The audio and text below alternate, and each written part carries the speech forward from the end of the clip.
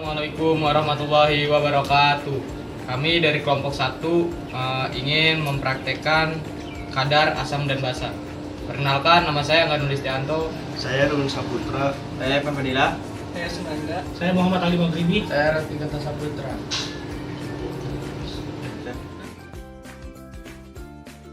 Bahan-bahan yang diperlukan untuk praktikum asam basa.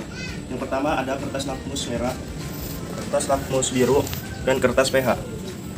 Dan yang pertama ada larutan soda kue, ada larutan sabun cuci, larutan sampo, larutan sabun mandi, larutan pop es, larutan garam, larutan aki, larutan jeruk, larutan cuka, larutan air kunyit, embody, parfum, larutan betadin, alkohol, dan yang terakhir larutan teh sistri. Masukkan kertas lakmus merah dan biru ke dalam larutan soda kue. Lalu lihat hasilnya.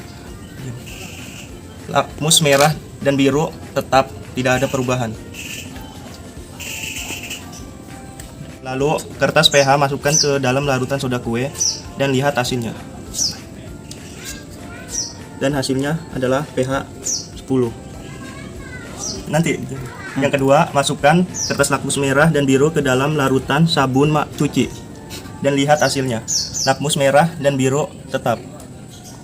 Lalu masukkan kertas pH ke dalam larutan sabun cuci dan lihat hasilnya. Hasil larutan sabun cuci pH 7.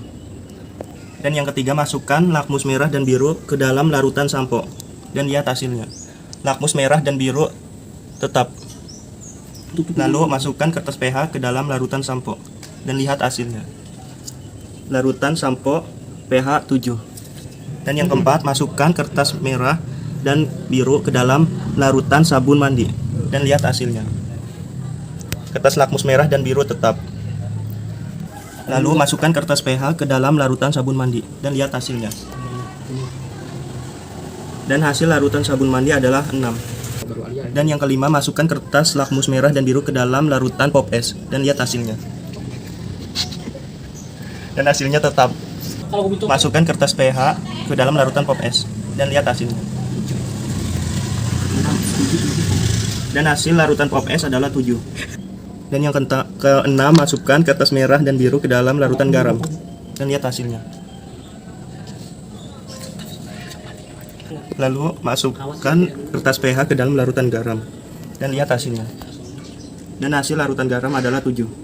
Dan yang ketujuh, masukkan kertas lakmus merah dan biru ke dalam larutan aki dan lihat hasilnya.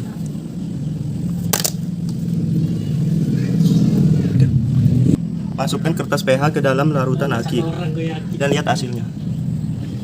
Larutan aki yaitu nomor 7.